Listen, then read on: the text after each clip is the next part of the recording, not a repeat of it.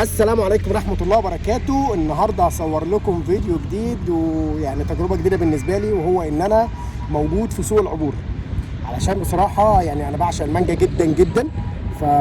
فقلت النهاردة هاجي اجيب مانجا واشوف كده انا هيضحك عليا ولا ايه دنيتي يعني. بالمرة افرجكم على السوق كده واوريكم يعني ايه اسعار المانجا واوريكم انواعها والحاجات دي.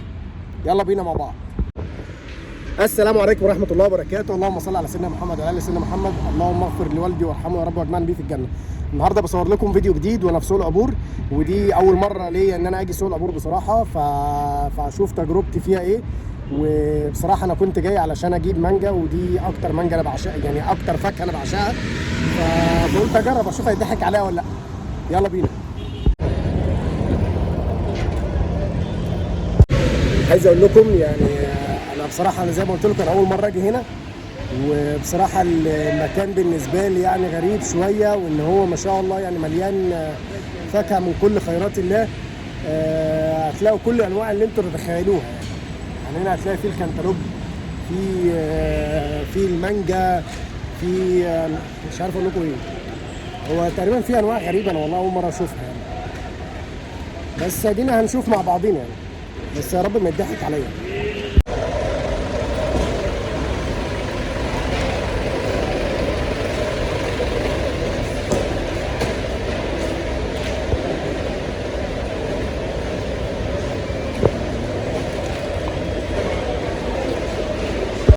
طيب بصوا يا جدعان، احنا معانا دلوقتي واحد من المعلمين بتوع سوق العبور، محل 33 عنبر واحد، الاستاذ عيسى. فهو يعرفنا دلوقتي عن انواع المانجا اللي موجوده عنده واسعارها، وان شاء الله يعني ادينا سعر حلو، عشان لو ادينا سعر حلو انا عايز اقول لكم ان انتوا هتجيلوا بس تقولوا ان احنا من طرف فارس. ماشي يا عم عيسى؟ معانا الاستاذ عيسى. طيب قول لنا يا عم عيسى، انت ايه الانواع اللي عندك من المانجا واسعارها، يعني المعدل بتاعها من كام لكام، واللي هي بالذات القطيع، عشان في ناس كتير كانت بتسالنا عن النوع اللي هو القطيع، في نوع اللي هو المرشوش، في نوع اللي هو المكمور بالظبط. المكمور يبدا من 18 17. تمام. والقطيع يبدا من 20 جنيه اللي هي السكري. تمام. والسجاد تبدا ب 22. تمام. علي صوتك بس يا عم عيسى الله يبارك. تمام. والفنسه تبدا من 30 25. تمام. والعويس القطيع يبدا من 30 35. تمام. تمام. طب بالنسبه للوقت اللي احنا فيه دوت يا عم عيسى، ايه افضل مانجا يعني نقول مثلا ان احنا اخر شهر 7؟ انضف مانجا تتاكل او تتخزن للشعب الصديقه. الصديقه. تمام. وبعديها العود. دي اللي انا كنت جاي اجيبها يا جدعان. دي اللي انا كنت جاي اجيبها. انضف مانجا هوريها لك اهي. تمام. ماشي. لو بالنسبه لانواع الفاكهه الثانيه برضه كافضل فاكهه يعني هنتكلم في الوقت ده؟ كالعنب البناتي، تمام. تمام. الكينج، تمام. الاسمر. طب ودي معدل اسعارهم ايه؟ معدل اسعارهم من 20 22. الناس اللي هتيجي تاخد غير البائع اللي بيجي ياخد بقى يبيع بره، طبعا بيجي ياخد دين من هنا بسعر ويبيع بره بسعر. تمام. معروفه يعني. تمام. لكن انت عندك الناس ممكن تيجي تاخد بالقفص واحد بس. يعني مش لازم ان انا اجي اجيب كميه كبيره ولا الكلام ده كله. هي التكنو. هي تكنو في العنب دي. ده النوع ده اسمه ايه؟ ده فلي. تمام. وانا شايف برضو في عندك كمثرى. كمثرى دي نمره. والناس الغلابه دي 8 جنيه 7 جنيه. يعني يا جدعان كل الاسعار هتلاقوها، يعني عايز اقول لك ان هو ما فيش حاجه اسمها ايه ان انا لازم اجيب اغلى حاجه، او ان انا هاجي هنا لازم الاقي كل حاجه غاليه. لا، انت عندك كل الاسعار، في من اقل حاجه لاعلى حاجه انت عايزها لحد رقم واحد. 80 جنيه لحد 17 جنيه في المانجا بس كده. فعلشان ما حدش يجي يحط في دماغه يقول لا ده انا نازل سوق العبور لازم اجيب 100 كيلو ولا لازم اجيب اي حاجه. لا لا لا لا، هي اقل حاجه 10 كيلو في السوق، مفيش كلام. هنشوف معاك دي 5 كيلو 4 كيلو الكرتونه دي. ده الكرتونه الواحده 5 كيلو 4 كيلو. طب ودي الكيلو بتاعها بكام يا عم عيسى؟ دي 25. فهمتوا بقى اللي بتكلم؟ فانت عندك كل حاجه هتلاقيها. طب ما هي الاكيله اهي. طيب ورينا كده يا عم عيسى الله يبارك لك انواع المانجا اللي عندك. دي الكيلو بتاعها بكام يا عم عيسى؟ دي ب 18 جنيه. 18 ما شاء الله. والكرتونه بتاعتها هتعمل كام كيلو؟ 9 كيلو 8 ونص. يعني هنقول من اول 8 كيلو بما فوق. تمام. الانواع الثانيه اللي عندك ايه؟ هي دي اللي لسه نازله، دي كلها قطيعه اسامي بقى، ده اسمه ده اسمه ده. دي يا جدعان المانجا اللي احنا كنا بنتكلم عليها اللي هي القطيعه. ما شاء الله. عايز اقول لكم بجد والله العظيم انا ما شاء الله مش كلام، انا ماسك المانجا اللهم صل على النبي. ولا المانجا اللي هي الطريه ولا اللي هي متفعصه ولا الكلام ده كله. بسم الله ما شاء الله. والسديه اوريها لك اهي. وده العنب ده ابو بز. ده اللي هو ابو بذر؟ اه ب 15 جنيه. ده الكيلو بتاعه ب 15 جنيه ما شاء الله. وده الكينج. ده اللي هو اسمه ايه؟ الاسمر كينج الاسمر. الكينج الاسمر. ده الكيلو بتاعه بكام؟ 25. 25. وده البنات والعدايه بتاعته تعمل قد ايه؟ 10 كيلو. حوالي 10 اي كيلو. حاجه في السوق خلي بالك من 10 ل 8. تمام مفيش الكلام فاضي يقول لك 60 كيلو 50 كيلو 30 كيلو ده كله يبقى كده. تمام. تاني كده يا عم عيسى معلش الجمله دي. ما فيش ولا 60 ولا دي، هي اقل حاجه في السوق 10 كيلو. ده بالنسبه كداب يقول لك- للعدايات. كداب يقول لك 30 كيلو في السوق، هي اقل حاجه في السوق من 10 ل 9 كيلو. تمام تمام اي وزن. تمام. معانا- لكن في بيبقى في فاص كبيره زي اللي هناك ديت. دي 20. اه 20 مفيش تمام. حاجة بتزيد. لكن ما فيش حاجه ازيد من 20. لا مفيش. تمام ماشي. ورينا بقى انواع المانجا يا عم عيسى.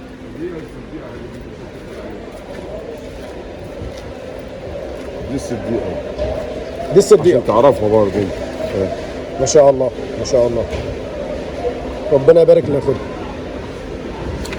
انا عايز اقول لكم يا جدعان كنت جاي عند عم عيسى يعني بالصدفه كده النهارده. بقى اللي هو بس الحمد لله يعني في حد هو كان ربنا يبارك له خد الطلبيه كلها ما شاء الله من عنده.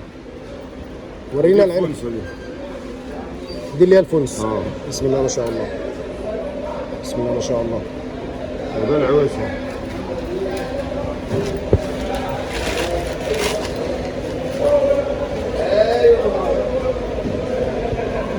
طيب ودي الكيلو بتاعها بكام؟ دي من 30 ل 25. من 30 ل 25. تمام. في العنب البناتي. العنب البناتي بقى اللي هي الدرجه العاليه بقى اللي هي بتاع الفنادق بتاع كده. ده اللي هو اعلى درجه فيه. ده بكام الكيلو يا عم عيسى؟ 26 27. 26 27.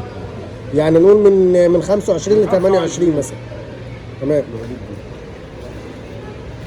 وبقى لسه في النهار بقى تنزل انواع مانجا تاني كتير، اصناف اللي هي يعني حاجات كتيره تنزل تاني.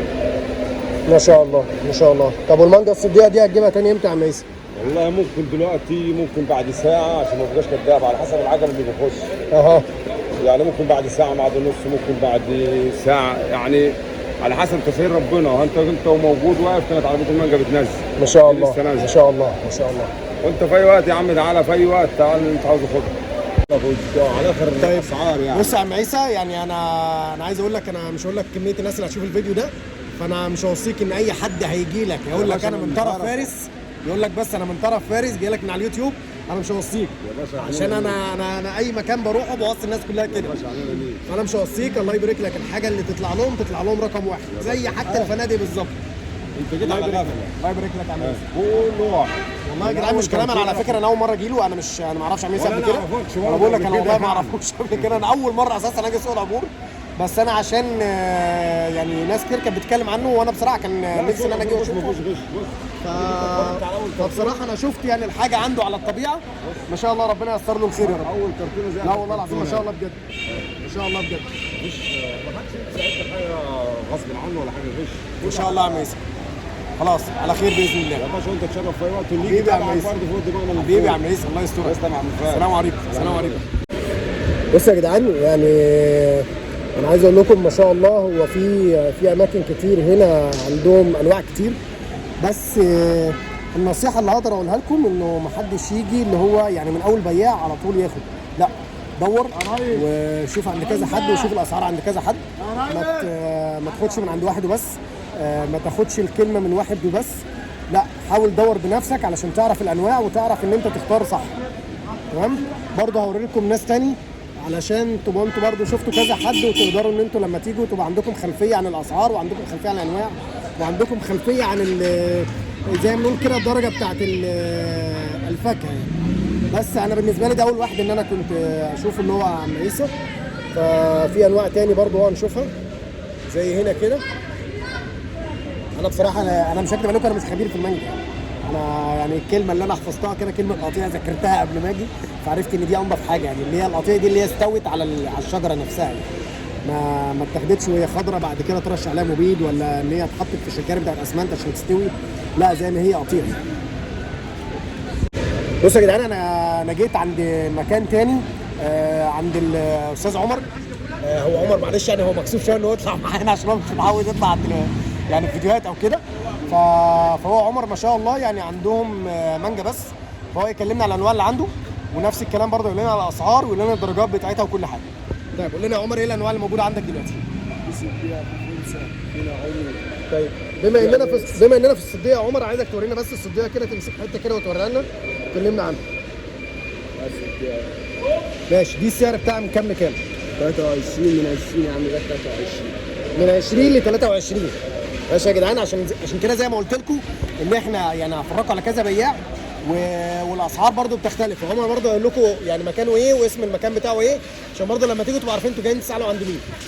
دي من 20 ل 23 يا عمر. دي نعومي دي درجة ثانية. دي الدرجة الثانية بتاعت النعومي. دي درجة ثانية. تمام. دي هتبدأ من 23 لغاية 26 لغاية 27. تمام. دي عواس. من كام لكام يا عمر؟ منها تبدأ من 23 لغاية 26. دي يا جدعان اللي هي النعومي البشاير من 23 لغاية 26 لحد 26. ودي؟ دي عواس. دي عواس. 25 لغاية 35 شغال. من 25 لحد 35. الدرجة الأولى بتاعتها نقول يعني 35. تمام. ودي؟ دي نعومي، دي سنارة. السنارة. شوف في ناس برضو كانت بتسألني على حوار السنارة دي، أنا مش هكدب عليكم، أنا زي ما قلت لكم في الأول أنا مش خبير في المانجا يعني. طيب إيه أفضل مانجا يا عمر إن أنت شايفها إن هي تتخزن؟ بتخزن صح الزبدية والسنارة. الزبدية والسنارة. تمام. طب بالنسبة للصدية؟ السبدية بتخزن. السبدية برضه هي فيها طعم، تتاكل على مش تتاكل على طول. يعني يفضل ان هي تتاكل على طول يعني. تمام. في سكري. ماشي. تعالى كده ورينا بقى اللي عندك. فلسة. دي فلسة. دي الفلسة. دي فلسة دي. ليه يا عم اسعاره كويسة ما شاء الله. دي فلسة دي. دي فلسة. فلسة.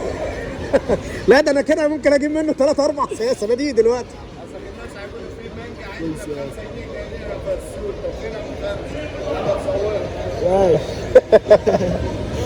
دي فلسة دي. ماشي. دي بكام يا عمر؟ الفلسة دي هتبدأ من 20 لغاية 25. من 20 ل 25.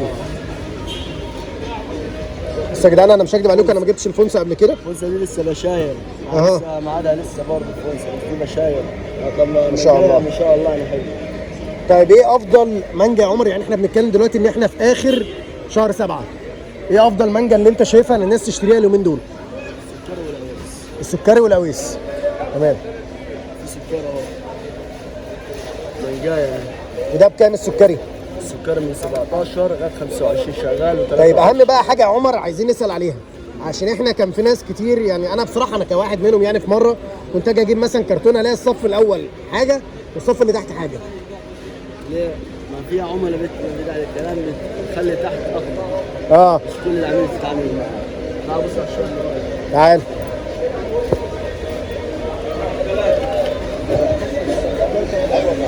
دي زبدة. دي زبديه طبعا. انا بعرفها ان هي خضراء يعني، انا ممكن تديني نوع تاني وتقول لي ما هو زبديه. دي بتتخزن برضه. دي بكام الكيلو بتاعها؟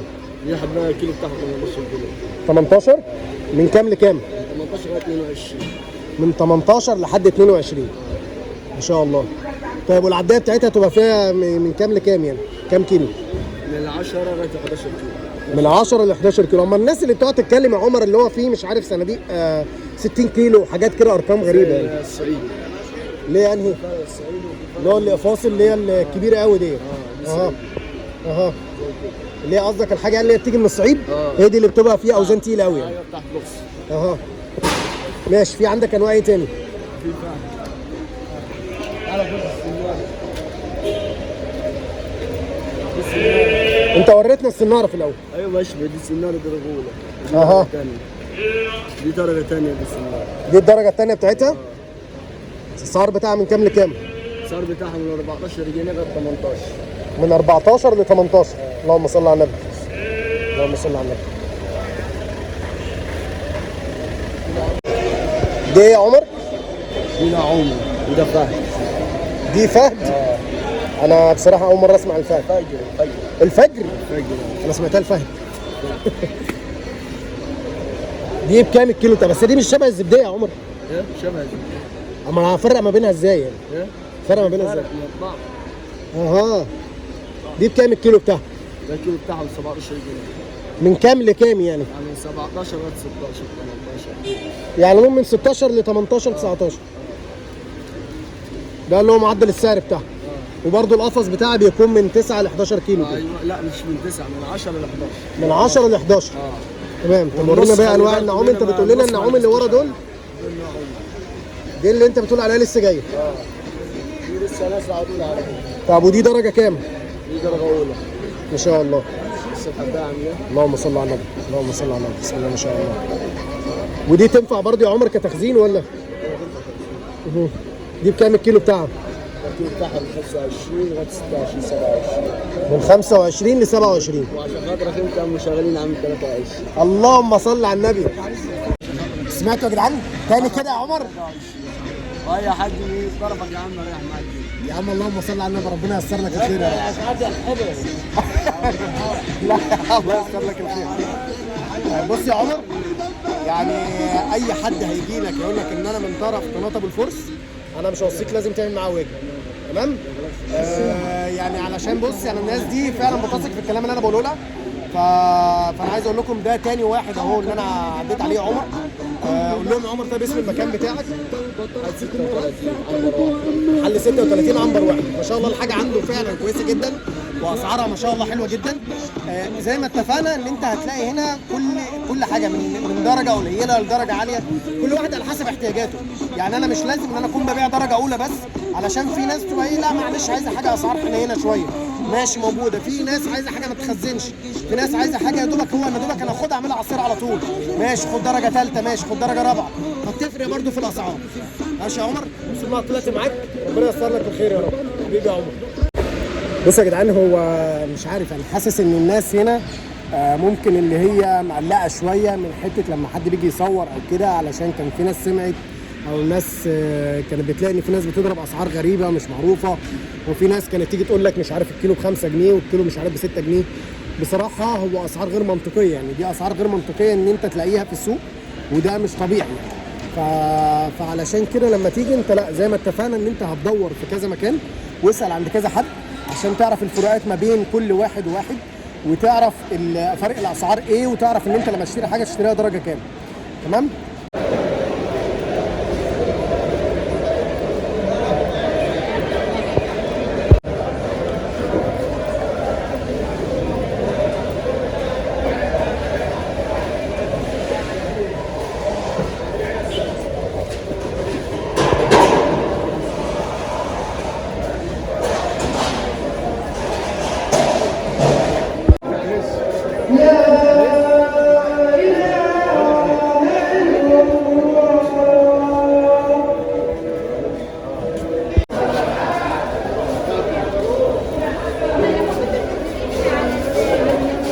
ده الدراجون فروت. هو قال لي ان الكيلو بتاعه يعني من 200 ل 250، والقفص بتاعه بيبقى فيه حوالي 5 كيلو 4 كيلو، يعني يقول من 3 كيلو ونص ل 4 3 كيلو ونص ل 5 كيلو. وده الافوكاتو. والله العظيم ده بس ده يا جدعان الاناناس، بسم الله ما شاء الله ما شاء الله، اناناس درجه اولى يعني. ده الكرتونه بتاعته بتكون في حدود 900، بيكون فيها يعني حوالي مثلا 8 9 في الحدود دي ان شاء الله. المانجا دي بكام يا غالي؟ ما شاء الله الحاجه اللي عندهم درجه اولى، اللهم صل على النبي. بسم الله ما شاء الله.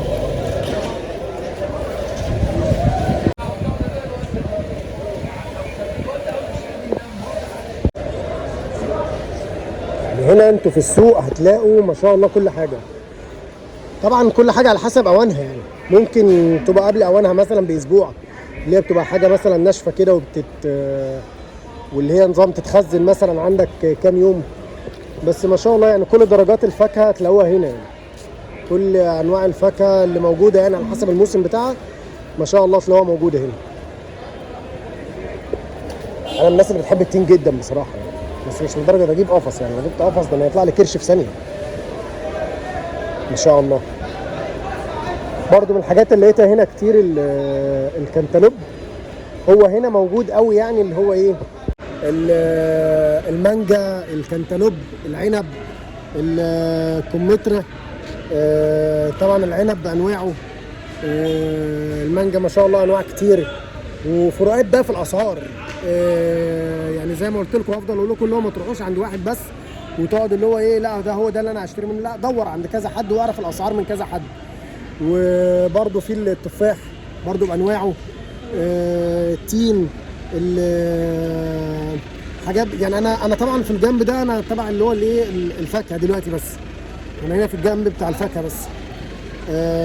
ما شاء الله يعني الاسعار مش وحشه وفي متناول كل حد. يعني اللي هو انت عايز حاجه قليله زي ما قلت لكم هتلاقي، عايز حاجه عاليه هتلاقي، عايز حاجه زي بيقولوا كده اللي هي بتاعت فنادق هتلاقي.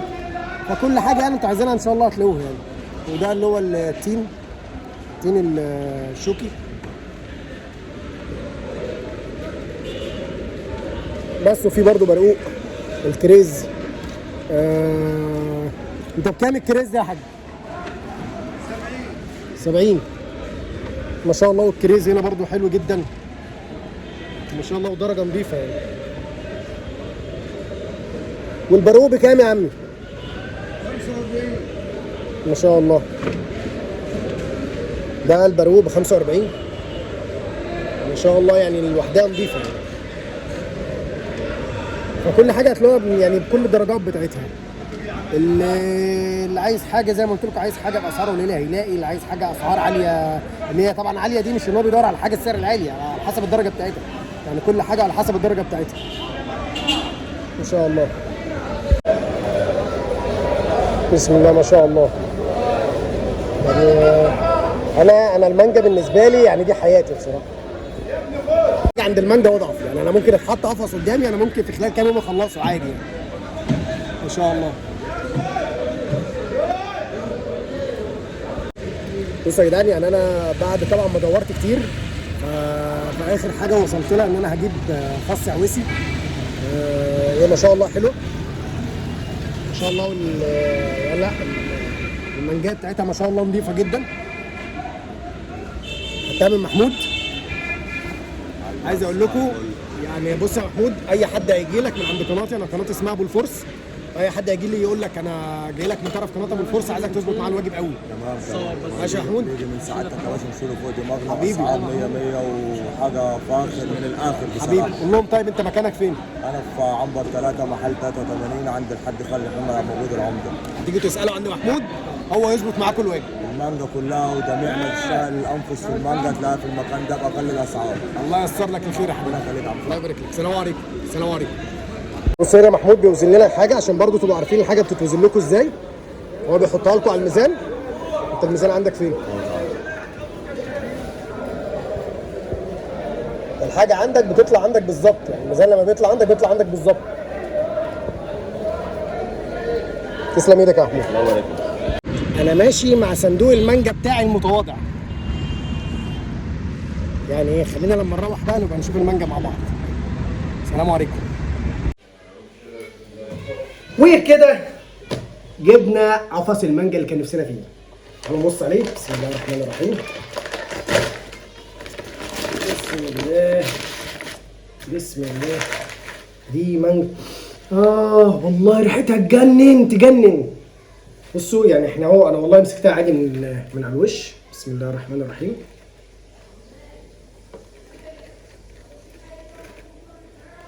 الله والله العظيم تجنن، والله العظيم تجنن.